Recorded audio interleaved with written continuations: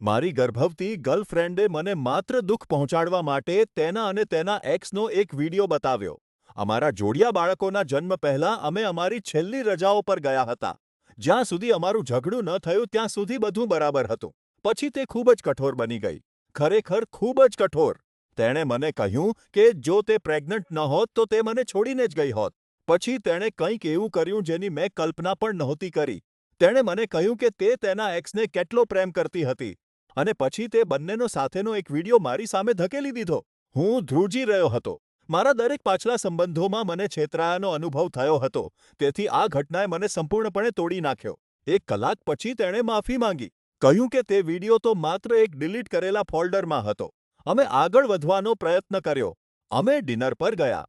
અમે બાળકો માટે પ્રામ્સ ખરીદ્યા. પણ હું તે 3 સેકન્ડના વીડિયોને જોવાનું બંધ કરી શક્યો નહીં.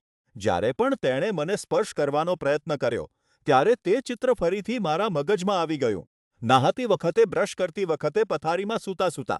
મને ખૂબ જ ઘૃણા અનુભવાઈ. તેણે મોંઘા ડિનર અને સરપ્રાઈઝ ગિફ્ટ્સ આપીને મને મનાવવાનો પ્રયત્ન કર્યો. પણ તે પ્રેમ નહીં પણ પસ્તાવો લાગતો હતો. હું તેને પ્રેમ કરું છું અને અમને જોડિયા બાળકો આવવાના છે, પણ આ ક્રૂરતાનો એવો સ્તર છે જેને હું નજરઅંદાજ કરી શકતો નથી. હવે હું વિચારું છું કે શું ફક્ત સાથે મળીને બાળકોનો ઉછેર કરવો એ જ એકમાત્ર રસ્તો છે.